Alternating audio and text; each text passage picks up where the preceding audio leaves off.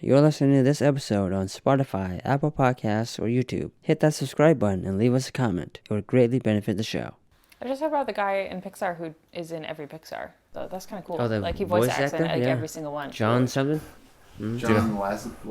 Lasseter? Oh, like the one who directs a lot of them? Or? Not John Lasseter, John Ratzenberger. Oh, Yeah, Ratzenberger. But he's dead, isn't he? No, he's still alive. Dead. Yeah. Mr. Potato Head. Yeah. I think he's Ham. Yeah. What? I think he's the pig. Oh. Pig in Toy Story. Oh, that's right. Don Rickles was Mr. And Potato Head. Yeti and literally Joel just told me about this.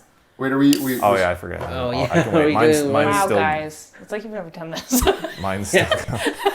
This is episode 84. We go 3, 2, 1. Oops. That was probably the best one on my. You fucked it up, Kirk. You guys are so good at this. I'm already paranoid about this camera. When we auditioned to be It's still brothers, going. Okay, good. we were asked, can you snap a camera? And That's part of the coming out Farx the womb, you interview. were like, yeah, Mom. Who was the first... Wait, we were triplets? What's happening here? Oh, We're the Nick same came age. first, then me, then Kirk. What about How far Ben? apart in age are you? We're brothers. What do you mean? Are you shy about your? Yeah. Wait, no, you're, Oh, we 17, made up 12? joke ages for ourselves that were younger. We're each about 3 years apart from each other. That's significant. That's a fair bit. We have experienced different parts of the timeline we all call life. I've been 25 for 16 years. I also perpetually feel like I'm like 27, honestly. 25, I don't know. Yeah, I don't know. Yeah. I get auditions where it's like, someone in their early 20s. I was like, sweet. And then I'm like, wait, but I'm not. And then I get an audition for like someone who's like 40. And I'm like, no. And then I'm like, oh. I don't. It's a weird like what I feel like, and it's just acting is weird. Moaning Myrtle in Yeah, she was like 40, wasn't yeah, she? that's my teenager. 37. Excuse me. She was practically 40. Playing a 14-year-old. Yeah, that's very funny. Also, I don't know. It happens all the sorts of times where you have actors who are in their like late 20s playing 16-year-olds, and yeah, it's weird. Taylor Kitsch was in his 30s on Friday Night Lights. Taylor Kitsch?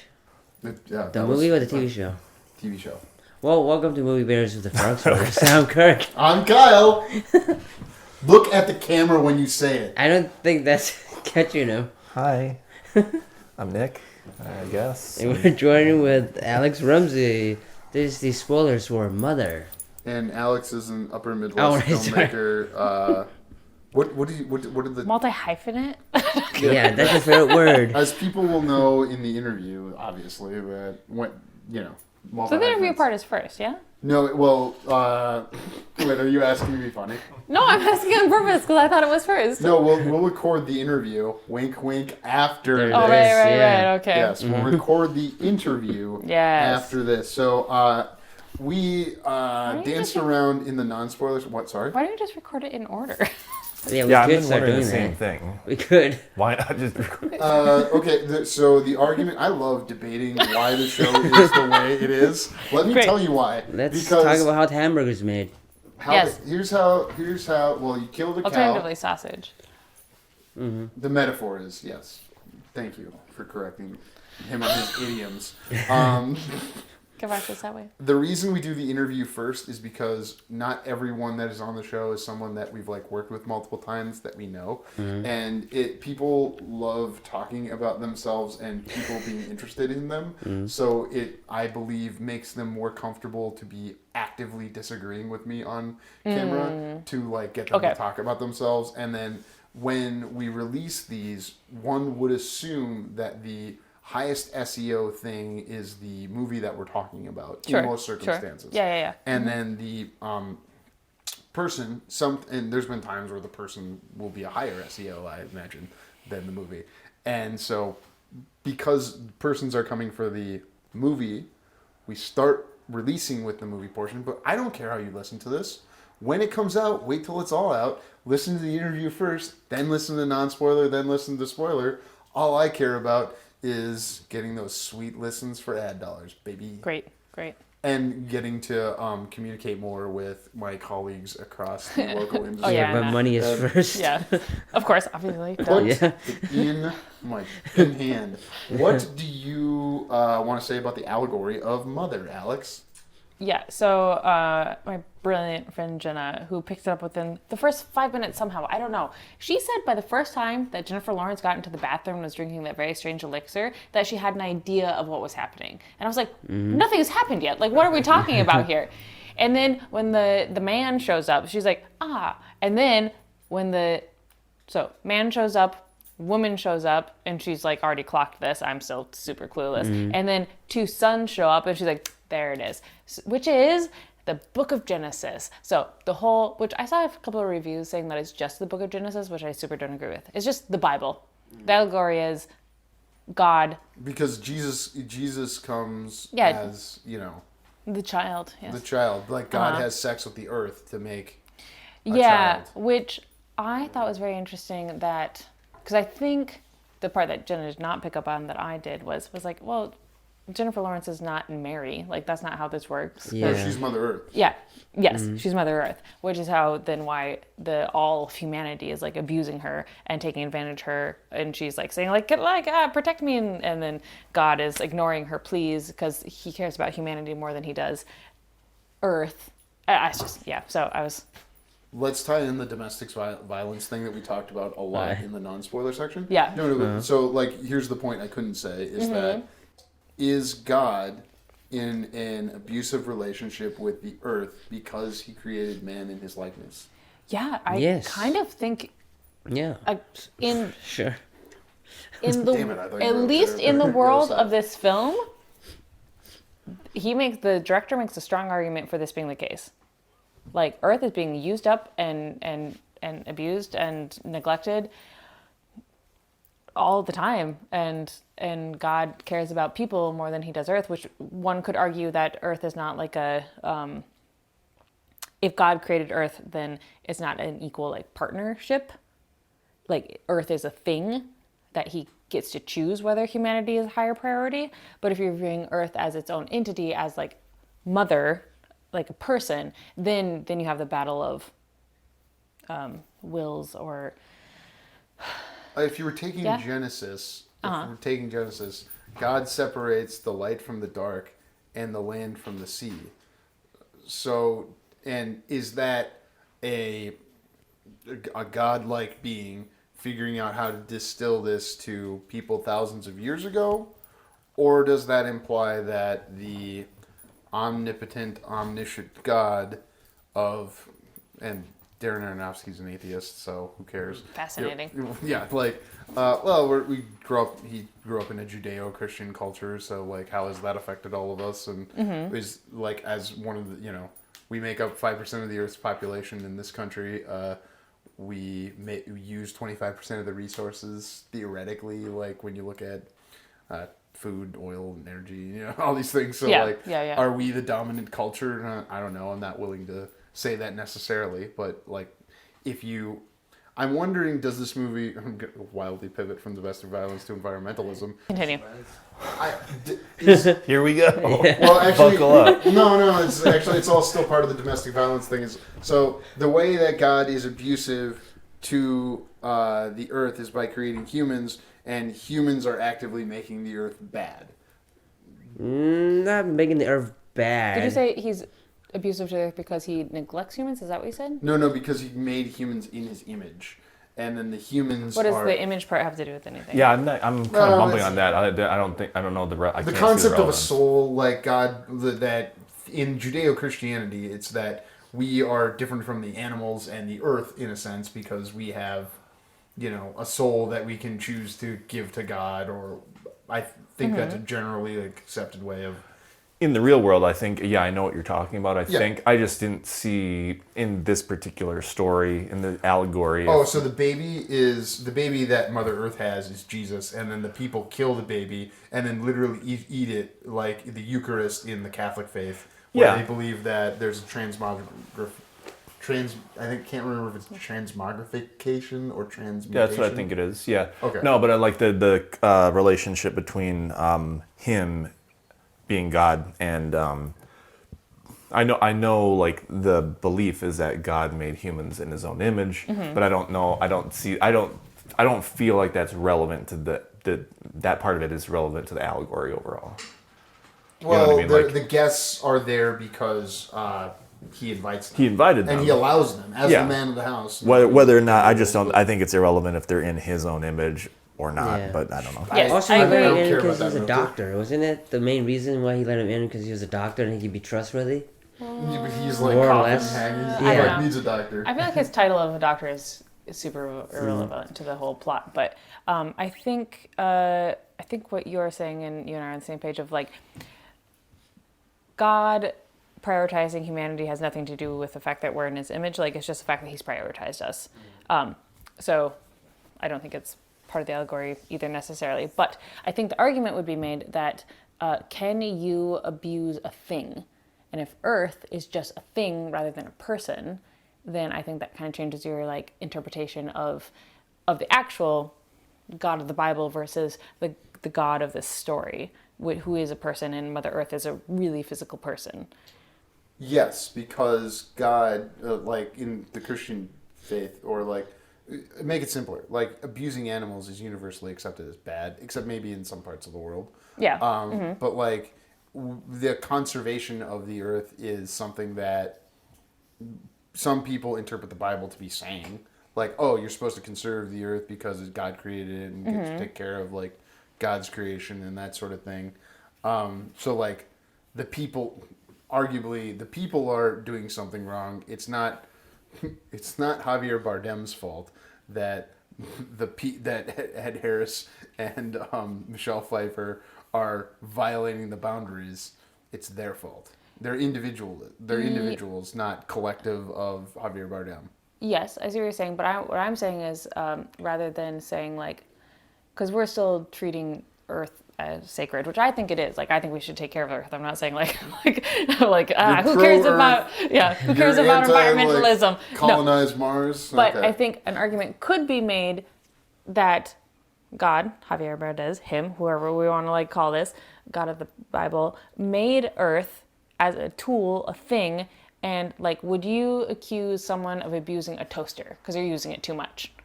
I think we can draw the line between an animal, a person, and a toaster. And I think some people might be able to argue the fact that God created everything, and so He gets to decide what things hold more value. And if He created the earth to be used up or treated like a toaster because it's a tool, then that's not abuse then. Does that make sense? I think so. Yeah. Which I'm not saying I agree with this. I'm just like presenting this like counterpoint. Is this movie too pretentious, or is it actually a valuable piece of art because it inspires these types of conversations, is a thing that has been discussed in relation to this movie, because the audiences at the theaters gave it an F cinema score, which some horror movies see that as a pride of a badge. I think because they marketed it as something totally different. Yeah. So you would blame The the audience marketing, got you wouldn't something. blame the movie for being No, I upsetting. totally Well, it's blame hard the to marketing. market something that has I felt so stupid for not understanding the allegory while I was watching it, because once I finished it and like looked it up and did all the research, and my friend Jen was like, well, it's the Bible. Then I was like, oh, duh, obviously you can see it everywhere. It's like on every single like moment. The crystal, the woman and the husband, and the crystal for me, how's that biblical? It's the apple, it's the isn't apple. it? Yeah. Yeah. The crystal. The man, the woman, or Adam and Eve, they break the crystal, they eat the apple, they are thrown from I see. Even the way the Yeah. house is laid up, where the office is like the Garden of Eden, Yeah. and the man and the woman are Don't go cast there. out of it, and then he blocks it up, and no one can go in there, and yeah, all that stuff. And then, yeah, it's Because then, like, her crystal is what starts the next Generation. revolution. Yeah. Yeah. that's where it gets a little you really stray from like biblical source, because Yeah. you see three generations of Earth being reborn, and the Earth being the Garden of Eden, like Mother Earth being, it gets a little wonky there from a Christian perspective. But. You've seen Matrix Reloaded. Like, first of all, the author I know not to be a Christian, so I think he's just using the tropes of the Bible for his environmentalist message, because he thinks that might actually be effective. And it has a lot of tropes, just like any sort of other mythology. You get Greek mythology, Norse mythology. It all has some stories that we retell in all sorts of ways. So, yeah. I wonder, okay, the things that he chooses to include then, like Cain and Abel. Mm-hmm. That's maybe why people think this movie's just about Genesis, because I guess I can't remember. Oh, well, you could say that the Bible hints at its ending, but when you eat the apple, you're doomed. So got to start over. That's how God sees the world, and. But he didn't at that point. It wasn't until the flood, as the first reset point. The first reset point of Earth we're just gonna, and it's funny because the movie Darren Aronofsky made before this was Noah. Yeah, Have you seen that movie? No, you mentioned it, and I was really I was curious. Well, sit down and watch it with the whole Christian family because the first hour is like Lord of the Rings, and there are rock monsters that are fallen angels that went out to one part of Earth. They went to the east, and then Cain, after he kills Abel, goes out there and makes Sodom and Gomorrah. The Nephilim and the yeah. Mm-hmm. all this stuff, and it spreads across the world, and Seth tries to avoid them, and sure, that has biblical credence. That makes sense to me.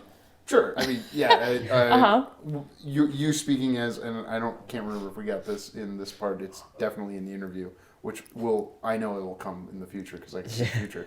You and I are Christians. You guys are outside the Christian I am faith. definitely atheist. Yeah, you're an atheist. Oh, sometimes you're a what do you call it? An agnostic. I thought. No, it's atheist. Oh, yeah. you're an atheist shamanist. Yeah. Oh, cool. Well, yeah, I'm not going to ask you on your religion unless you want to start or a lack thereof. My religion is I don't know anything. Yeah, you're an agnostic. You're a nun. Yeah, I'm a nun. I'm a nun. He's an NUN of NONE. I feel like it is important to, given our political climate, it's important to state that Christianity has a lot of different flavors, just like a lot of other beliefs, and a lot of the far-right conservative mega version of Christianity I don't ascribe to being Christianity, which I think we do address that. Either that or we start talking about that before we recorded. So, because I feel like right now to identify as a Christian puts a lot of bad taste in people's mouths. I don't argue because Christians have done a lot of bad stuff throughout history. So I just want to acknowledge that. I said it on the last string of episodes as a Christian in relation to a topic, but we've had other people come on the show and not want to talk about being Christian because they feel that it could it comes with the context that I don't like you as a person because it's easy to use LGBTQIA plus as hey, they spent a lot of the past 25 years making it very clear how they felt politically. Yep. And so now you are facing the consequences of bearing those fruits. Yep. Yeah, so. Oh, wow. Bearing those fruits, See, the apple Eden, yeah. The apples, yes. Yeah. I have to pause again. Yeah. He hides his balls and then it gets stuck. And then... I was wondering if that maybe was the... Yeah, it just gets... Oh, yeah. It's a tiny little ball. It's gonna get lost. It is a tiny little ball. This is a Nerf bullet. Oh, all right, nice. It's a Nerf bullet. Yeah. All of this is getting kept in for the record. That's my favorite thing. Every time I leave and say stop pausing while I interrupt everything that's happening here. I'm sorry to everyone. Please be as sorry as you choose to be. Opposite of Waiting for Godot. I wrote that when we were doing notes. Waiting for Godot. I don't know Godot well enough to comment on that. I can comment on the whole title, lowercase mother with an exclamation mark. Yeah, why? Because I looked it up. The director wanted the title to mirror the story, so it starts out small and gets bigger and more emphatic, which it really does. It starts out kind of. A little bit of and then ends with the world's ending literally. So that's why. Nice, sir. Oh, makes sense. At least one interpretation that I saw. The burning face at the beginning of the movie is not J-Law, it's the girl before. Yeah, it's the girl before. Yeah, that's why you get 3 iterations. Yeah. Is there a significance for why it's a different person every time? I think just to show us that it's not the same. We're not in a time loop. Yeah, It's God who is always there, but he just messes up and then starts over again. Matrix But Reloaded. it's like, if it's never enough, I wonder why he does it every time. If he knows the ending, like, this is gonna happen again. I think because the God of the Bible is an internally optimistic person who loves humanity so much that he will sacrifice continually because he always has hope that we will show up better each time. Well, in the Eventually. New Testament, the church is the people, is seen as the bride, and God Yeah. is seen as the groom. So, in a different metaphor, like if you're using a literal biblical, like God would be married to, or Javier Bardem and Jennifer Lawrence. would be married to, no, like Michelle Pfeiffer or something. Like it would be some representative of all the people, not Earth. Earth, because when you read the Bible and it's, been interpreted from, scrolls that were found, the Dead Sea. So Yeah. I don't know what's been taken out, and then the interpretations done by different kings over time, Right. or kings, rulers, etc. I don't know. Does the Book of Enoch exist? Have you guys I heard think it about does. this? Yeah. Okay. You do? What? Enoch was a left-handed priest, which is just cool. Anyways. Wait, no, but is it the Book of Enoch? Oh no. Sorry, I'm getting him mixed up with someone else. Sorry. No, that's- Everyone Who's who's the left-handed priest? What is this? He was 70s sitcom? yeah, I'll text you. I'm left-handed, so I was very excited to find You're out that there's like a left-handed? specific story about like a left-handed Left-handed. person in the Bible, which Nice. in that culture was like super ostracized. So the fact that he's like called out as someone who's left-handed, and because he's left-handed, he killed an evil king because he was able to like hide a sword Oh yeah. on his left side. Because this is like left-handed people were sometimes seen as evil, but then they used the Bible to show that like no, see, even the Bible, God used left-handed people because like one of the things that I've like. I feel like I'm constantly in a struggle with my faith, which is, I believe, what I signed up for. But is that the revolution, supposedly, of Christianity, Judeo-Christianism, it's starting from the Jewish faith, and then the Messiah comes, and now it's for all people, but that was a great equalizer for, like, religions at the time of, like, instead of collectivism, everyone's an individual, and all individuals are equal before God. So then to have a movie where all the humans in the movie seem somewhat equal is disorienting, I imagine, for people who don't like... Some people probably see this movie as blasphemy. I don't. I am curious to know if it feels like blasphemy. I think it portrays humanity and him being God. He's pretty consistently kind and loving to humanity the entire time, and is sacrificing and keeps reaching out and you never see him get mad, right? When Yeah. when he walls up the garden. Oh, that's true, but Oh, that's right, yeah, but that's that's also totally in There's like righteous anger. Jesus gets mad in the yeah, Bible. yeah. So I actually don't think it is blasphemy if you want to take like a super kind perspective from Christianity.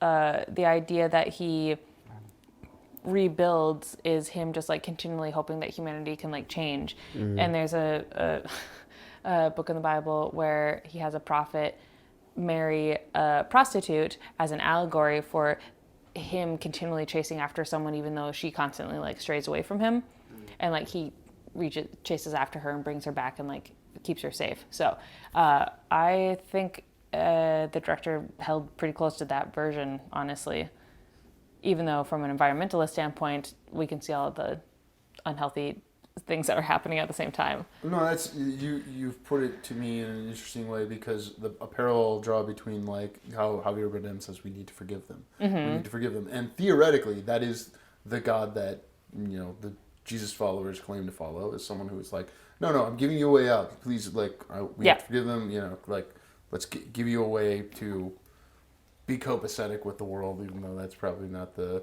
most kosher word to use. And yes, I know all the things I'm mixing there. But the season finale of series 5 of Fargo, where the every season has like a Marge stand-in of like this protagonist woman who is just a good person, a good Midwestern person, and the way she models at the end of the 10 episodes, like forgiving the antagonist, like, and serving them food is to me like, oh, that's exactly what, like, you know, Midwestern Christianity as I know it is purporting to, saying they want to promote. And then Javier Bardem says that in this, you know, Harvard director's movie. So it's like there's something there that's the same, and we kind of agree on what Christianity is.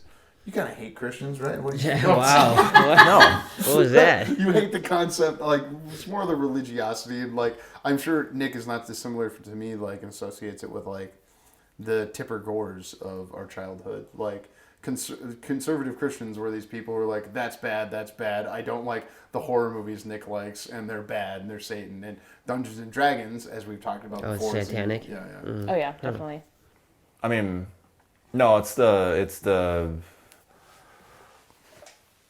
I think somewhere along the way, it's like, well, screw all this, like, feeding the poor shit. We just want power, sort of thing. Yeah. That's what I don't like. And I don't like lying. I don't like people saying I'm just being biblical. When I'm talking about, like, not wanting a black person flying my plane. And, like, don't piss on my leg and tell me it's raining. You're just being racist. Like, don't hide behind. Don't take this thing that has that's like a shorthand for good, like, which is like Christianity. Like, it became, you know, like, oh, this is automatically like good. Helping the poor, the widows, Because it got the reputation by being for good things initially, but then that once it becomes a shorthand for something good and positive, then like shitty people hide behind it. And like say, well, hey, it's like their armor. Like you can't criticize me for my wanting, you know, blending nationalism with my religion and like wanting power and money. You can't attack me because now you're attacking my religion. That's what I don't like. Yeah, well, jihad, you know. Well, that's literally what a jihad is. It's a war, religious war where violence is committed because of your faith. And that can happen from anyone's faith. And I don't even think it's that so much. I mean, I think it's less so committing. It's a form of violence, like, but it's not like, oh, we're gonna go. Making people feel unsafe is a form of violence. Yeah, it's a form of violence, but it's different from like when you have people who like really believe that version of the religion that they're touting. Like, I don't want to pin it on, like, I don't want to pin it, like, you're using the term jihad, and that's... No, I'm saying Christians can be part of a jihad. Well, it's associated with Muslims. You can easily use jihad for Christians. Yeah. So you just say extremist, that's all. Yeah. Like, where, I really believe I need to go, like, kill people to get into my version of heaven. Like, that. Like, there's that, but, like, there's also the violence of just, like, turning a blind eye to... People went to church during slavery, use the Bible to say that that's why we should have slaves. Yeah. Which is the same way I think people argue for like ostracizing LGBTQ people, because they're using the Bible inaccurately. And I think, you know, hopefully not much longer, people will realize that we're interpreting that things incorrectly and using, it's just, I hope we will look back at this point in history in the same way we now do between the abolition, what's the abolition of slavery? Yes, abolition of slavery, and say like people who use the Bible to support that are clearly wrong. I hope in a couple of years we will look back at the same period of history and be like, wow, I can't believe those Christians who like use the Bible to support hating queer people. Like, it needs to. There are lots of arguments to disprove that, and I just want people to see that. One of the things that people, and I'm hoping to like elicit something out of one of these two, is like, well, why is the Bible okay slavery by talking about slavery? And to me, that's always been like, there's many different forms of slavery. That's not me justifying it. It's just saying there's like, the Bible talks about a couple different forms of slavery, and then like, it's been an economic thing that's been around for a while. I think it's wrong. I think it's an example of why humans are imperfect. Because there wouldn't be any slaves in, you know, there's more slaves now than there were, you know, before.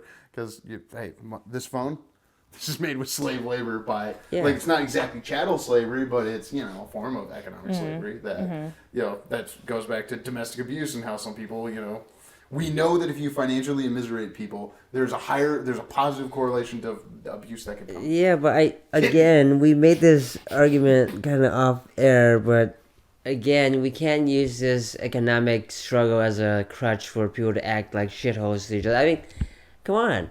Act like shitholes. Yeah, the like they're- people themselves are the nation. Look, They're there are shithole plenty people. of people who go through terrible things, who go through mental health struggles, and still act decent. I don't understand this sudden, like, I'm not making enough money, so I'm going to treat my spouse or my partner like shit. Like, why? Like, why are you doing that? Here's a fun thing about this movie is that we all had that thought about Javier Bardem, but he's not doing that, and we found a counter to it because maybe he is modeling God's love for humanity or But his isn't creation. he God then? But why would, no matter what he does, wouldn't the people still love him?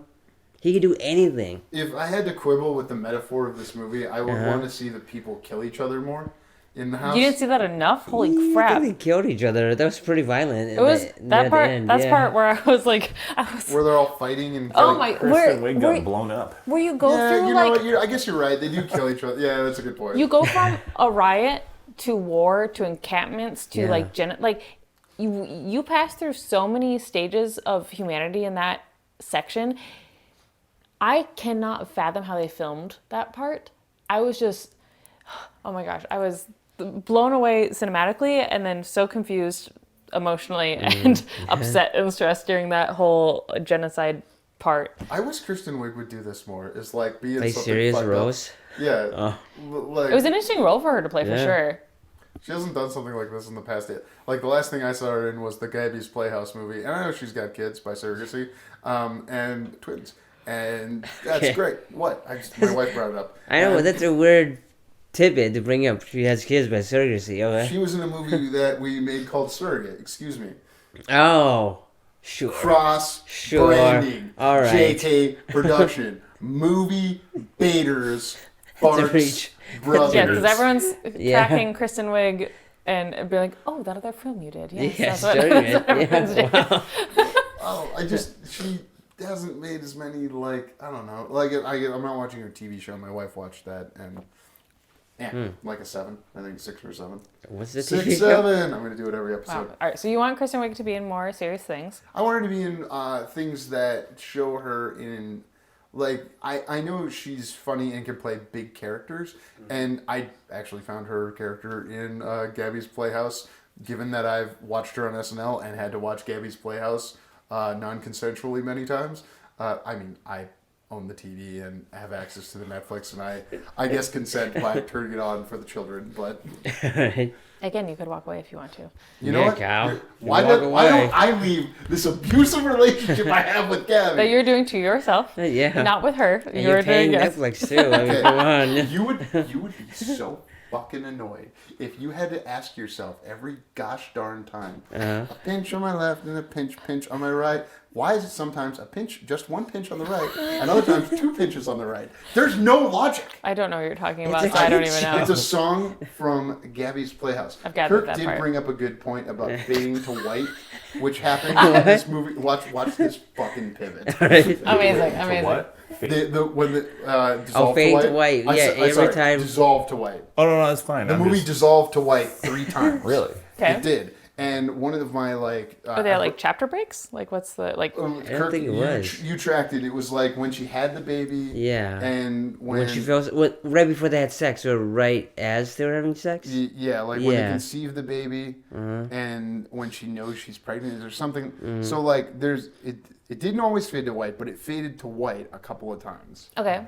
And maybe like because it's the baby, it's like it fades to pure good, which is if you give your life to Jesus. Yeah. What? That's why it fades to white.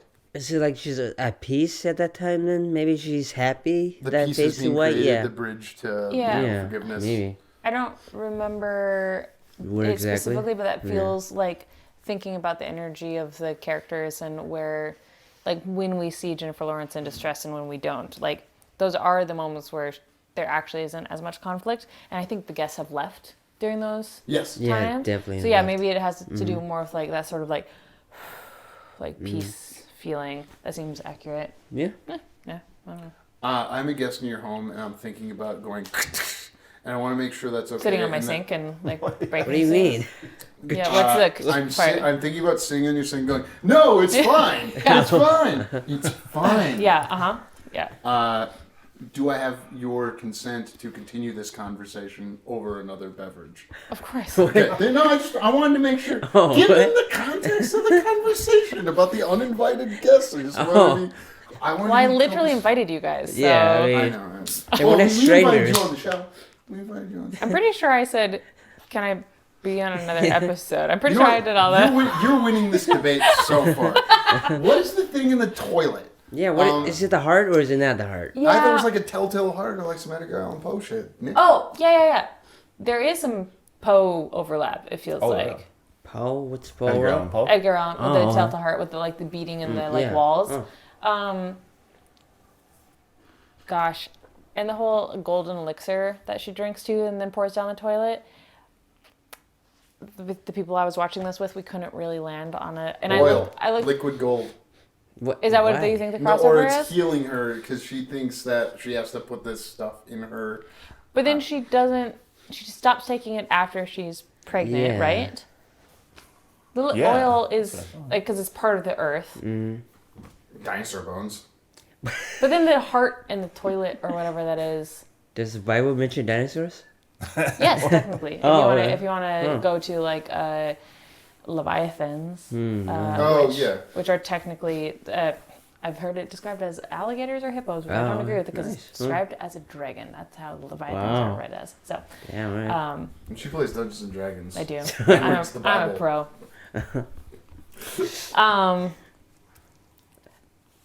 I mean, it could be anything. The Some of liquid that, stuff. some of that, the sparkly gold stuff that she drinks, and the bloody thing in the toilet. I don't know. That part. There's some parts of this movie where I'm just like, I don't know. Do you think it's oil and what No, else? I don't have a thing. I have a strong feeling about evil and a non-evil way in which I watch this movie because I support AdVod, ad-supported video on demand, which is how I watch this movie. And it gave me an experience I haven't had in like decades. Where like you know how you like watch Shawshank Redemption on cable? I haven't. Okay, but you know how it existed and I do. became very and like there are commercial breaks where they I sell listened like to a soap. podcast about it. Yeah. Yes. Keep going. Yes. You remember how TV was a thing where we saw some movies? And I there didn't were grow up with commercials? cable, so thanks for being Yeah. really prejudiced. I was against trying to me. be classist. Everything Yeah. comes back to economics. I don't Yeah, know yeah. this about me. But let me fix my monocle. It happens to be two of them. Two rectangle monocles. Having the experience of watching this movie with commercials Yeah. was like, this is not a movie that if this movie went to commercial, people are out. You're not selling that soap Yeah. right now. Yeah. So like it was, and the evil thing about this movie, and I'm actually this is a hill I'm willing to Die on? I don't know if I'm willing to die on it, but I'll fight for a little while. Is like I do think casino apps in your pocket, like the porn's bad enough on the phone. So if we give everyone the ability to financially immiserate themselves Yeah. from their phone easily, that's definitely going to be worse. And that's what a lot of the ads were for while we were watching this. Is like, yeah, I can see how humanity destroys itself. Yeah. No, humanity is definitely destroying ourselves. Well, and what's the point of the ads? Like, because I mean, it's not the point is not to what's the The word point you've was been to get me using? to download the app. Yeah. So I'd have it in my phone. Yeah, the point. So the word you've been using, immiserate. Yeah, I love using the word immiserate. Immiserate. Financially immiserate. That's not. It's not the point. It's incidental. But what is the real point? It's to get your money. Like it's all about like that's the corruption of like. Here's what even as like a agnostic, what I can get on board with. Like even before watching this, like as far as like allegorical connections to biblical like stories or whatever. Cook, baby. Like the all the stuff. Yeah, here we go. I got to change positions for this. 'cause Yeah, this yeah. is going to be I'm good. He's curious. got very old curious. knees, It might not but be he's got good. a point, kids. It might not be good, but when I get on my knees, it's like I have a point. No, I'm just, You're Donnie, he's Bill. no, I didn't mean like that. I just meant like All right. dramatic Release the files. change of position. God, I lost it. Oh, like no, it's like the technology and the profit chasing is like the like the forbidden fruit. Yeah, like if we just use AI to figure out how to take more Exactly. money out of the working class, the proletariat. Yeah, and that's what I find eventually not need them. fascinating. That like it's there's a definite like overlap with one side of the political aisle, which has its overlap with like modern day. I'm going to call it 2025 Christianity, not like who loves AI and loves. And what connections can you see between AI? You can see fucking slavery. We don't want to pay people to work. We want people to give their money to us for the stuff we make, but we want to make the stuff without paying people. But Nick, abundance. You see, it's just FDR. Abundance for whom? Yeah. Well, and The filthy rich already? I mean, they already have enough money. How much more do they want? Because there's enough. We'll all just pursue our interests and hobbies. No, that's artistic pursuits. That's Elon Musk with his like real. melted like abundance that adult was not toy started by Elon Musk. No. But Excuse me. that's the type of crap that like people like him say. Like, oh, we're going to have universal high income. Oh yes. Do you think there's any argument to be made for when the Industrial Revolution happened and people lost their minds over people losing their jobs and because technology was replacing workers, and when we had like went from candles to light bulbs, like people can be more productive with technology. Like, so the idea of like people can pursue their passions or whatever, like is there some level where we think that technology advancing can be beneficial, or is it all just bad and scary? I used to make that argument. Oh, no, this is. Wait, sorry, you go first. Oh, if you want me to, I mean, I do. I want you to because. Oh no, like an unexpected. Well, argument. like like the car, I mean, car, computers. Like I use a computer every day. Car and plane, America. Yeah, roads. Sure. Having factory-made clothes. Yeah. Yeah. Like the Jenny mill, the cotton. What's the Yeah. cotton? Cotton gin? Yeah. Mhm. But this is like a whole other level. What? Like with AI and stuff, and it's like we know from history, like there's this like simmering desire to like have work get done without paying for it, because that's what slavery was. Oh yeah. So we know it's there, and like we said, you can't do that anymore. Let's but make now the it's like, slavery arguments. Like Ford, asshole. Guys who invented the plane, Wright brothers, assholes. John D. Rockefeller, asshole. Okay. Trains, planes, automobiles. All of these fuckers got big gangs. The Tammany Hall boys used to go and fuck people up for trying to start any competitors or do any shit that didn't work for the Ford family. Now, as a proud Michigander, I do understand that controlling your market share to some degree is necessary. And 40-hour work week, I mean, it kind of went along with certain other revolutions that were going on, women getting the right to vote and all these things. But, the 40-hour work week, people paid well, able to afford nice homes, but to some degree you have to defend that with a fist. defend what? Your fiefdom to some degree. Like America doesn't have a bunch of military bases around the world because we, have to fight any wars. We have to make sure that we can still get 25% of the resources for 5% of the people. Yeah, but in terms of like industry, what is that? When you're talking Well, about? I'm just saying that same principle applies to. It's the Pareto principle of 20% of the marketplace is going to take 80% of the resources, and then within that 20%, there's another 20% that have 80% of the resources, and it just keeps going. Well, what does that have to do with advances in technology? Yeah, we kind of feel like we went off track. Okay, is that there could be more advancement in the technology, and you saw it with like the internet when it was very decentralized. When things are centralized, advancements don't happen. This phone that we all have here, it wasn't. The one you keep knocking the Keep knocking the candle. Yeah. We got smartphones in the United States about 5 to 10 years later than they were in Asia and Europe because they didn't have the same copyright policy as we do. Now at the same time, the copyright policy and the ability to defend it is what makes people want to transact business in the United States. So I've made arguments on both sides here. I dated myself. Where do we circle this back into? Technology and how the advancements of technology have been used to for evil to hurt people. Oh no, they've been beneficial. It's just like I think the problem is right now the problem is like it's like the desire and the desire is to like not employ people at all. That's the difference. Can It's I not bring like, it back to the movie in a fucking funky way? Sure. Cain and Abel. Cain's got to kill Abel to get what he has. Yeah, but he never really That's capitalism. actually gets anything, though. We don't know that he gets anything at the end. Yeah, well, isn't that your anti-capitalist argument for why capitalism may not be the best system? Well, he got his wallet back or whatever he came back to the house for. He didn't get anything in the end. Well, he's So trying to was it get worth like it? his dad to change the will or something. Is that what he's trying to do Yeah, in the he was, movie? but then he kills his brother. But his dad did try to give him some money. Well, we don't really Yeah. get to see in this version. We don't get to see like well, if Abel's dead, right? If Abel is dead, then he can't accept the thing. So does things go to Cain? Anyways, that's not. I don't know if it fits with the consumerist allegory of Cain and Abel. Well, it goes back to the first humans. They want something someone else has, and harnessing that desire is very powerful. Capitalism has brought 1 billion people out of poverty in the past 100 years, period.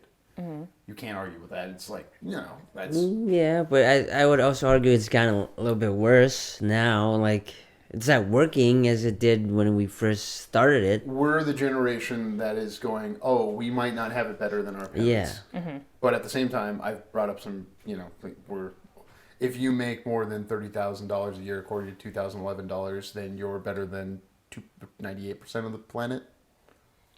Sure, you're better off in than- this circumstance doesn't necessarily mean that you are better off as an individual. You might not be. I Yes, don't know. this is only measuring from a fiscal vector. Uh-huh. Movie question, just Yeah. to circle it back around. Please. I'm curious. After Kyle and I have talked lots and lots about how, I mean, I think very interestingly, Vanessa, when I told her I was doing this, she's like, "Oh, I read like a different take on the movie that she went into the movie watching. That was more about like art and creation rather than the biblical allegory that she ascribes to much more closely." Which is why you should have a part 2 with like Vanessa about this. But Vanessa, you're always invited on. you and I have held very firmly with lots of Bible talk. Like I'm totally understand. But for people who haven't grown up, did you grow up in the like biblical tradition of any No. churches or? We didn't go to church. I like soaked it up somehow, probably from grandparents, where like I grew up like just naturally believing like Adam and Eve story. Okay. And stuff, Was but it we like never. as like a fable, or like as truth? No, I mean, like it was, yeah, like there was I remember being a kid and like believing it, like that was like history. Okay, and Yeah. you? I mean, no direct like influence, but I've heard the stories or parts of the Bible before. Yeah. Okay. So how does the story, the movie of Mother, if we're taking it as a biblical allegory, if we're going with that interpretation, how does it all land on either of you as, like, what was your main takeaway from it, I suppose? God is terrible. Seems like I don't know. I mean, Fair? Totally fair? he kind of brings it on himself by Yeah. inviting men and women here, and then strangers, and then he gets too egotistical and ignores. Yeah, because he wants all the attention, yeah. right? Like that. Yeah. That does seem to be a real And it's big never commentary. enough, so he has to restart it again. And the only Yeah. thing that mother has to give him is love. But then, if he has to do it again and again, is it the love he wants? Is it ever gonna be enough? So what's the point of doing it if he doesn't think it's gonna be enough? So My first, Yeah. when we got to the end of the movie, before my lovely friend told me that it was the biblical allegory, I just got to the end and I was like, is it the Giving Tree? Is that what we're watching right now? Like a really upsetting adult version of the Giving Tree, which it does Yeah. have that sort of overlap. So what was your takeaway from it? Well, I think it could be. I don't think God or him in this is like really I mean, maybe he's the antagonist by like some definition of the word, but like, I wonder if like humanity, like, and this actually kind of overlaps with the artistic and creative allegory too. I think it's the humanity that is like a failed experiment, like because they're jumping on the sink and breaking shit, and like and like, well, that sounds like humanity. Yep. And like, I wonder, like, if there is like I think about that, like even outside of watching this movie, I think about it, or have thought about it a lot. Like, if there is like a conscious force that set all of this in motion, what do they think about what everyone's doing? Do they are they pleased? I would hope not. I would hope they would look at it and be like, oh, I fucked up, And like, So you feel like, sorry, just to clarify, you feel like yeah. God isn't the bad guy because he's trying to give humanity, like he's giving them the benefit of the doubt, and like humanity keeps falling short. So humanity is the antagonist in this. Almost, yeah. I get that. I think that could be a way to look at it. And then maybe God is too overly optimistic, but like wants to keep trying, and like hoping for a better outcome each time. And I see kind of an overlap with the creative thing too, because like you can start something, whatever it is, whether it's a writing thing or a painting or whatever, and then be like, oh, this sucks. This is not what I intended. Scrap it.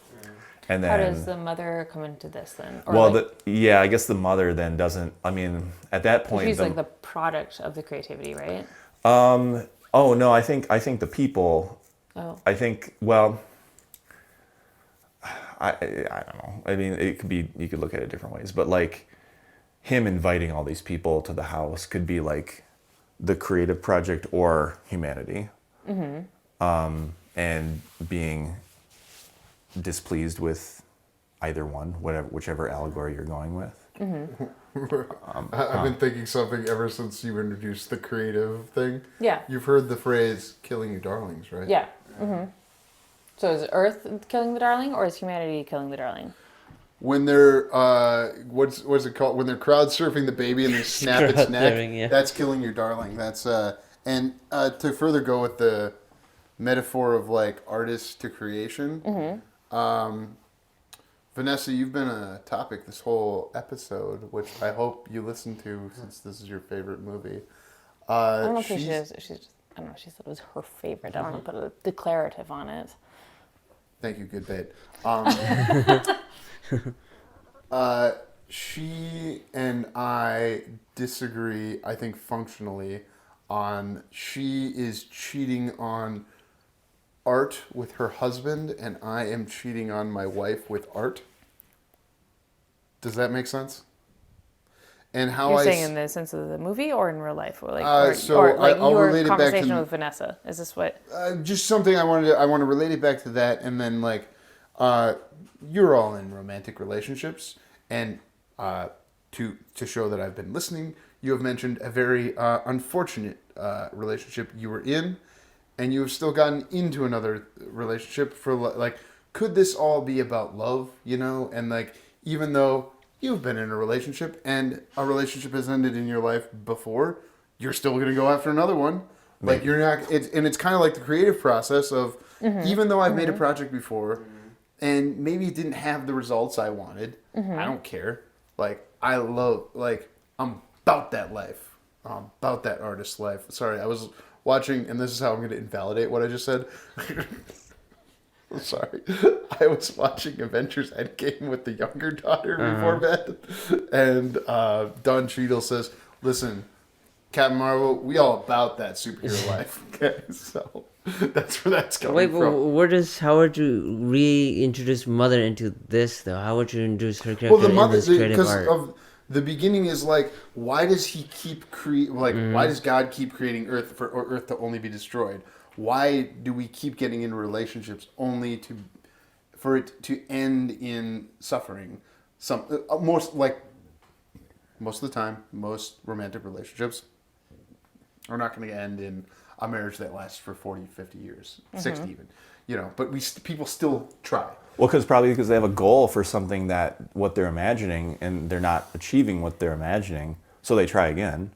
And like maybe the goal for God is to like, I want humanity and Earth to coexist. Right. I need to recreate humanity again, and maybe next time they won't break the sink. Well, I think that's the favorable interpretation. Is why he has like 3 iterations, and why even if we go with like the actual biblical version of the flood story, he has hope that things can be different, and then if you want to take the interpretation of God not being the abusive partner, is his relationship with humanity is kind and loving and pursuing, like we talked about with the story of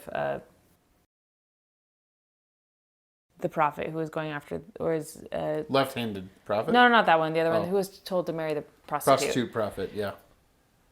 The prophet What who is marries his name? I Yeah, don't know. you I was need a name. impressed. Both those polls, I was impressed by. I was I'm only like, thinking of this Chris- Sunday school kid effed up. Gosh. I said effed. There is. Somebody's What is his name? Googling. There's a Redeeming Love is a.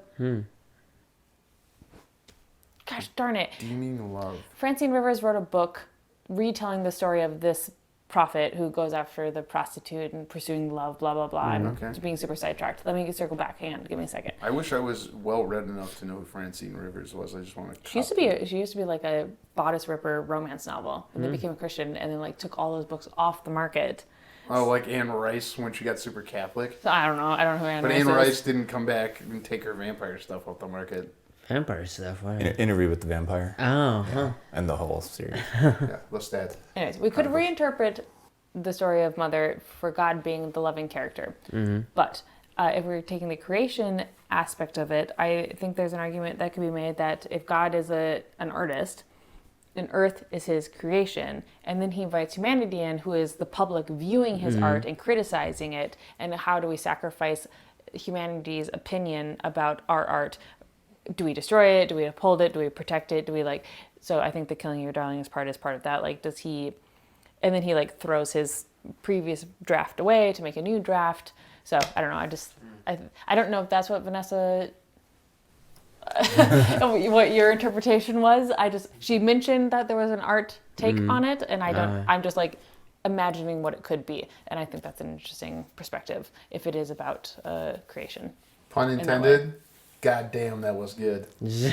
Wow, all right. Well, Get it? Because goddamn. yeah, I got it. Okay. Yeah. Hosea. Hosea is the prophet who marries Oh. the prostitute, Hosea. Hosea. Oh, okay. Hosea, I get confused with Hosanna, which is in some of those choral things from the. Hosanna is just like a name for God. Yes. Okay. Yeshua is as well, and that's why Indiana Jones has to step on the Y Yeah. instead of the J. Yes, Oh. indeed. Because the Hebrew alphabet, or Greek, whichever one it is. Anyways. I gotta stop saying Yiddish when I refer to the Hebrew alphabet, because Yiddish is the like. I am colloquial. so fascinated how many people are going to stop listening to this episode because we're getting so into the depths on like Bible stuff. No, I don't like, know, but I it's, think it's interesting. we didn't talk any Bible stuff in the first part, and like I mean, this Mother is like a biblical allegory, so I suppose it's like. Yeah. This is not a populist piece of entertainment, but I aspire to be a populist in that most people probably would not enjoy this movie based on its cinema score. But I also very much enjoy pluralism, which is the idea of ideas coexisting, in just ideas coexisting. And that we have a conversation that, like, hey, this piece of art has a strong relationship to Judeo-Christian faith. But, like, you and I happen to hold that faith. You two happen not to. These are my brothers. They are my family. And we can talk about it. Sure. We can talk about... You can talk about it with your brothers, that's all I'm saying. Oh, yes. And Cain, don't kill Abel. Well, all right. Do you I mean, I'm pretty short, Do you wish so. you were Cain instead and he was Abel? No, wait, which one gets killed? I want to be the one that I mean, I doesn't think- die. Yeah. Abel gets killed, but he's the better brother. Oh, arguably, okay, so I guess I should be the one who gets killed because I'm the better guy. Yeah. You can arrange it. Arrange it? Whoa. Do you guys all remember the short, Pixar short, Bao? Yeah, the one with the dumpling. Uh-huh. Well, I don't think it's a dumpling, but yeah. It's Is it yeah, dumpling? well, Bao literally means Chinese. It's Oh, Chinese. okay. The Dumpling, What yeah. happens in this one? I've seen a lot of the shorts, but I don't know. Where if I the know dumpling becomes alive and she doesn't want to. She tries to eat it and then becomes alive and then she has to take care of it like her own kid. But it. it's. I'm not saying this part's yeah. so short. No. Yeah, so her son leaves for college, and then she makes who used to love her Bao, Yeah. her Chinese dumplings, and then she makes one, and then the conclusion of the short is that she eats the dumpling she's made, and that relates to Mother to me. I can because kind they of eat see the the baby. overlap. Gosh. What movie was that attached to? I don't remember. Yeah. Yeah. It's one that I will sometimes just pull up to screw with my kids, and it like touches my wife in a certain Is it way. Pixar short? It's Yeah. a Pixar short called BAO. It's on Disney Plus. pull it up with your family tomorrow after you're all full. Like the funniest thing to do would be on Thanksgiving after everyone's full. Like, here, kids, B-A-O and bow, and it's like, oh, what do you guys think of the Eucharist now? Or just watch the end of Mother. Yeah, for our mother, yeah, show them that. Baby. Gosh, that part was so. You see it coming from so far away Yeah. that's going to happen, and it's still so upsetting. Whoever did the sound design on Mother is a master person. Like, holy crap, that was well It's done. pretty gross. Yeah. Jennifer Lawrence cracked a rib while hyperventilating for this movie.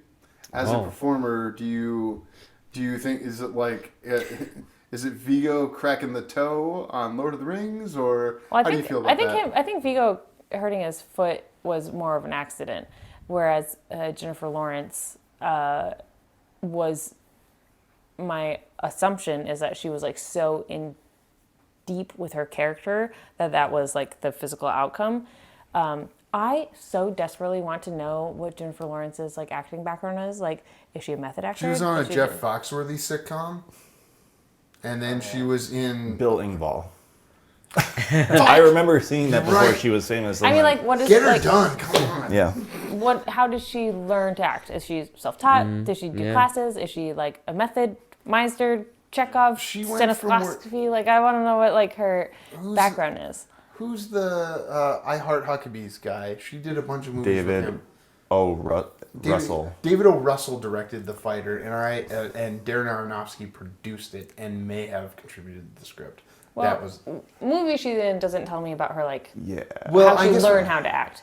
I want to know if she, because I saw an interview with her talking about Mother and how talking about her like injury, and how she feels like proud about the movie, but that she doesn't ever want to go to that place again.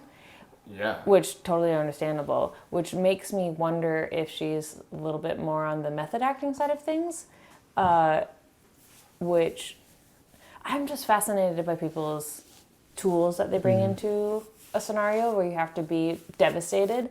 No. You know the Laurence Olivier to Dustin Hoffman, right?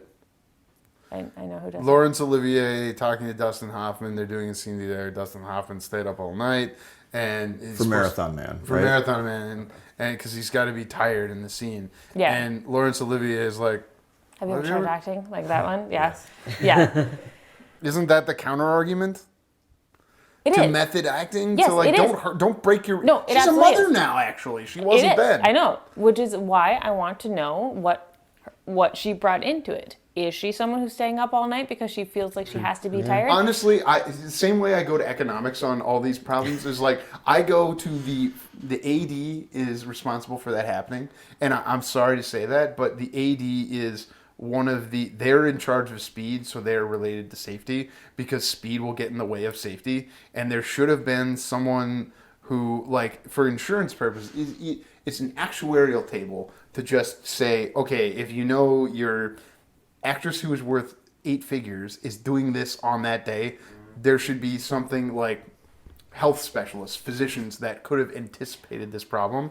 I'm sorry, but I feel that way, and that she would take this on herself. I don't like that for performers. And as somebody who is not a performer first, I'm probably a producer first. That's where my mind goes in that. So that's my counter to I don't think anyone would have any way of knowing that she was going to hurt herself in that manner. Accidents happen. Or even like when Leonardo, he DiCaprio? slammed his hand on the glass and he was bleeding. That was real. Yeah. So like he kept with it. I You think didn't think that was gonna happen. actors make choices because they want to give a good performance because that's their livelihood and that's what brings them life and joy. And I think you can take precautions to not hurt yourself psychically by not method acting, which I think has a lot of... I've talked to my therapist, but my therapist knows so much about my acting life. It's delightful. Is acting therapy for you? It has such an overlap in a really beautiful way. But I think you need a therapist to talk about acting, and then you figure out things about yourself that then you bring to your therapist that you work through that then you can like reapply to acting. It's really circular. Have Aaron Roberts and your therapist ever talked? No, but that'd be awesome. It's funny. But I was just on set recently doing for Joey Pham his Z-Fest short film that he's making. I love Joey Pham. Joey, come on the show. Yeah, that'd be fun, Joey. That'd be great. Pick a movie. Oh, pick. You I can had a tell movie I us a wanted. movie? Yeah, I had it just to fuck I mean, with you Nick. can. No, I'll say, Joey, I've got a movie for you to pick off camera to fuck with Nick, because Nick's got to be on that episode. It's on camera. 6'7". What are you gonna do? Okay, So so we can throw it out. I think there's a difference between protecting yourself emotionally, which is why you have tools where you can like step back from the emotions, so you're not like a Heath Ledger who like commit suicide because you get so deep in the character. Wait, or whatever. who? Heath. I always say Fletcher. It's Ledger, right? He didn't commit suicide. Yeah, I thought Olsen he- Twin gave him bad drugs. Yeah, I thought he died because of Yeah, drug overdose or something. Not that he. I thought there was an overlap with One of his the Joker billionaire character. Olsen twins. Oh, I I don't blame know. the billionaire Olsen twin. Okay. Okay, well, either way, people damage themselves He emotionally was like because. 28 too. It was like. Well, I thought it had something to do with Batman. I'm misinformed. No, he died. He died in between the production and the release of the movie, and it was because he was doing drugs drugs with an Olsen. I can legally. Who cares? Like, I can say whatever. I could say Mary-Kate and Ashley both put that stuff in his nose for all I know. You know, that's not what I'm saying happened. I think it was he took bad drugs and died. All that to say, you can, as actors all the time, damage themselves emotionally because they want to give a good performance. So they like go into these really dark places and give beautiful, authentic performances because they literally are. I just like whacked my mic because they're literally feeling these things. Versus something like, not to make it better or worse, but like a tool I've learned is Meisner. So you have an imaginary scenario, so when it's done, you can like step away from it. Yeah. But that doesn't mean that it doesn't still have an emotional cost. So I'm on the short film for Joey Pham, and my character has to have a really emotional moment. And I go there, like it's a beautiful moment, and me as a person seeing myself be a character is like, that's so great. You're getting so like upset. That's really nice. Like, good job. And so we like cut.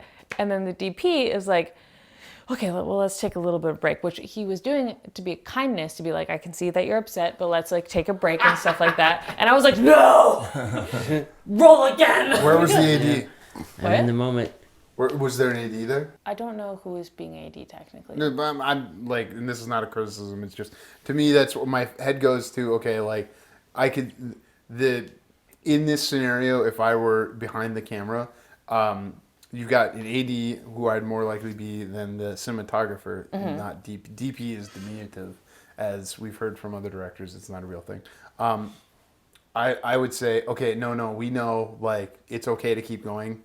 Like, the DP should say that. Like, they should not be making a decision like that. The AD should be making. Do we all agree? Like, Yeah, but I mean, Well, that's in my experience, most short films made here don't have ADs, so that's not. that's getting part at of the that. Well, yeah. to your point about like you were saying that someone on set should have like been there to protect Jennifer Lawrence or stop her from like cracking her rib or whatever she did. And I think sometimes as an actor, you know that you have a performance that you want to show up for, that you know you have inside of you. If you can just like get there, and sometimes it takes multiple takes. Sometimes you appear really upset, and but to like go to a certain level that feels authentic can feel upsetting to other people. And maybe not until only afterwards do you realize that you accidentally like sprained your ankle or toe or cracked a rib or whatever. But I don't think anyone in the moment could have protected her from that. But she may have. I think that's just something she did it on accident, and will learn from in the future, and maybe not go that deep, or will go that deep in a different way in the future. But I think that just shows that she's really committed to the part, even if it wasn't maybe not done in the most healthy way. Let me give the rare, like, you win this bait because of a dumb reason I can relate to. Let me try and relate to you. So, Bo, who Nick could explain who that is, and I... Sound guy that we've worked with before? Yeah, actually. Yeah, he was a sound guy. Yeah, he's delightful. He's more of a VFX guy. Like, Really? his skill... Well, yeah. Okay. His skills in VFX. Like, he's good at audio design as well. He's a cool guy to have on production. Yeah, but I like him a lot. He's got a lot of post talent and pre talent. I'm sure. I don't know. The point I'm making. Mid-talent. Well, I'm actually about to talk about a production thing with him. Is he and I were out on skateboards, electric skateboards, and filming it using drones. And I took the skate. Like after an hour or two, one of them was on low battery, and I was like, it's not gonna ride well. So you take this one, and I'll get on this one. And then he caught a wipeout on camera that looked great. And we kept going because it's like, I'm not going to walk back on camera. I'm going to ride this way all the way around. I think that's what you're saying. Sometimes you have a performance that feels really good, so you keep going even though you're hurt. Yeah. Uh-huh. The thing I read that was also like explaining the allegory had quotes from Jennifer Lawrence, and I think she said she doesn't usually like go deep like that or like get so into the role, but she did for this one. And so I don't. She was. Maybe I don't know. Maybe. I'm sorry, but I can't not take that out. Don't reduce her. Okay, but regardless, effort. Sorry, it doesn't matter. Like that, she's saying that she doesn't normally do that for whatever reason. Yes. Doesn't matter. Yeah. And she doesn't. I think she said she doesn't want to do that again. Yeah. Probably that didn't mention the rib breaking. The thing I read, but probably factors into it. Mm-hmm. And also, I think I just get I don't know this for a fact, but I just get the impression she started like so. Well, and she was like a teenager. I don't think and then she made Winter's Bone. Yeah, so I don't think she went like super like classes, like deep into classes and stuff like that. I think. But then she did like 5 David O. Russell movies, is what I'm saying. Yeah, but we don't know if she's done between all those things. Like, she's obviously met a lot of directors and actors and grown as an actor to go from like sitcom to what she is now, and I just want to know like what her process is, and it's so hard to find that from people. I don't see sitcom up to something. Sitcom and Oscar winner, same to me. Like as far as acting goes, and the like the impressiveness of the feat. But do you not feel that way? I'm always curious to ask. Well, you're wrong, but she's a performer. I'm asking her. Well, I think the product that you're acting in doesn't necessarily mean that you're a good actor or a bad actor. Like I watched a campy horror movie that had a moment of acting that I thought was really gorgeously done. It was someone's being dragged away by like zombies, and she's like sobbing in terror. And what was the movie? Cabin in the Woods? Is that the right one? Cabin in the Woods is a great movie. Is it where Thor's in it when he's like... Yeah, Cabin in the Woods. Yeah, that one. Fuck yeah. Yeah. So she's being like dragged away before she gets cut in half, and she's like just like sobbing. Yeah. And I was like, artificial terror is one of the hardest emotions for me to like tap into. Mm-hmm. So you can have a campy horror movie which has great acting, and so her performance is really good in that, even if other points it wasn't as good. Is that an emotion you want to tap into on camera more? Well, you want to write a script with Not artificial terror? I'm always curious when actors say this. Because a different performer, I don't care, it's Chelsea Grant who was on, and she brought up something, and I can't remember.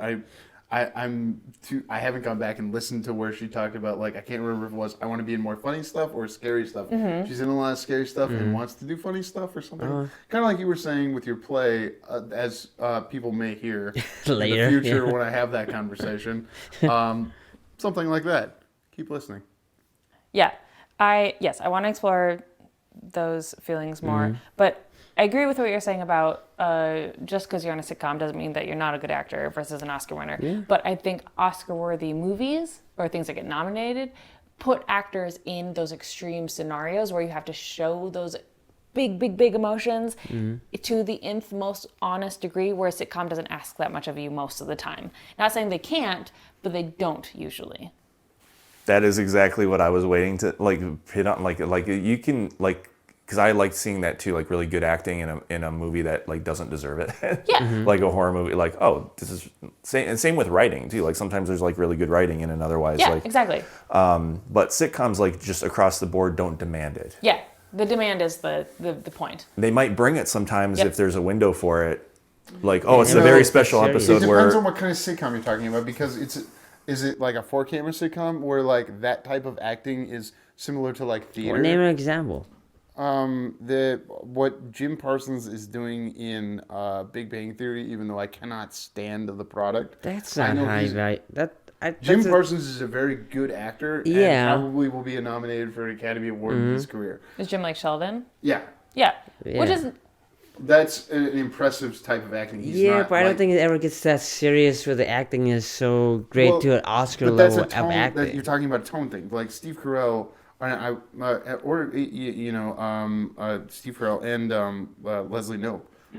I meant to say Michael Scott and Leslie Knope are characters played by actors who are achieving the same level of emotion, I believe, and like variety and nuance that you can see in an Oscar-worthy performance.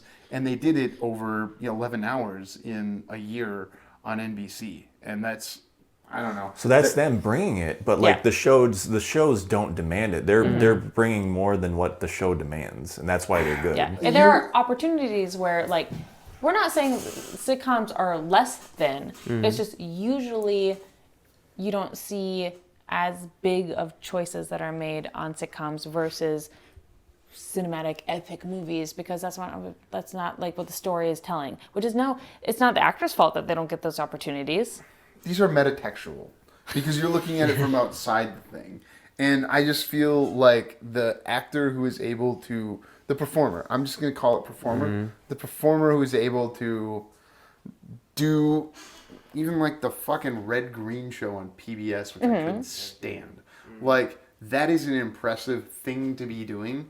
And a character work in this like heightened character. But you don't go home and Red Green guy doesn't go home and like not be able to fall asleep because he can't shake the feeling about pretending like his mom is dead. You're an exhibitionist who wants that feeling, and he might do that. You don't know, because there are characters with tragic backstories that could inform their wild characters. Yeah, but has it ever come up with a show all that much? Like He if might he's not. if he's Yeah. going through I'm that sure effort there are- of deciding that his mom has died, which Daisies. makes him, That still all falls under them choosing to go there, though. Whether even and going beyond what like the show demands, like a sitcom. No, this show, she would argue that Pushing Daisies demands that level of acting. Am I right? But what Pushing Daisy, was that really a sitcom though? It's an I don't- hour-long Brian I Fuller wouldn't story. qualify that I as a don't. sitcom. Yeah, sitcom. I Yeah. think sitcom. I think multi. Okay, so we're gonna make a difference Friends, between Laugh How I Met Your track. Mother. With, Yeah, if it has a laughing Laugh track, track and is a it's mostly big one. comedy, it's Multi- No, maybe that bullshit level on of Laugh acting. Track. Let the guest go. Sorry. It's fucking after midnight, dude. Oh, It's yeah. after Yeah. midnight. Yeah. Yeah, it Holy is. So crap. we And should we're talking about like wrap this up. Yeah. Yeah. Wow. No, Last- like sitcom. Yeah, I mean, Most like people don't have a relationship with a sitcom in the past 15 years that has a laugh track. Unless they're over the age of 45. Big Bang Theory has a laugh track. Yes, I said unless they were over the age of 45, that's on CBS, and it hasn't been on in 5 years. I can And see the- Modern Family as like a sitcom. There's no laugh track. Yeah. Young Sheldon doesn't have a laugh track, and most people I know under 20 who watch a Big Bang property But don't there's watch that. I don't know. They're still different than like an hour long like single camera. That's my belt Actually, squeaking. Ian Armitage on Young Sheldon, I would argue, has an impressive performance that is nuanced, and like his, like, is he going home and going, oh, why is my dad not here? You know, why don't I relate to the people in my life like I want to? Maybe it doesn't matter. All that matters is the output to some degree. Because dead author, the actor doesn't matter, the director doesn't matter, the fucking second AD doesn't matter. Back in the office, it's what the product meant to the person consuming it. Dead author theory. Oh, wait, Alex, do you have any last thoughts on Mother? Just so we can wrap this up, yeah. This is a wild recording. Way Yeah. more nuanced than Knight's Tale, which I appreciate your guys' 'Cause Nick time I wasn't think there. and talking. And it's a great debate and a great Fucking after discussion. midnight. Mother is a crazy movie that I think is really well done and is worth a watch, even if you don't like horror, because it's not a horror. Don't let me win that debate. I would agree that it's not in the like hard horror category. It's more in a suspense category, I think. You're hard because you watched it. Yeah, I don't know. It was I feel like literally I could talk about this movie for hours, and I feel like we scratched the surface on like two things, which then veered off into way other many things, and then we could, So This movie was nominated for Razzies. Hey, whoa, really? Director, actor, and actress. Damn, okay, well, sorry, I just lost it. Stay tuned for our interview with Alex. Bye-bye. great. Thank you for listening. For more JK Productions, find us on Instagram at JK Productions Team and on Facebook, JK Productions MN.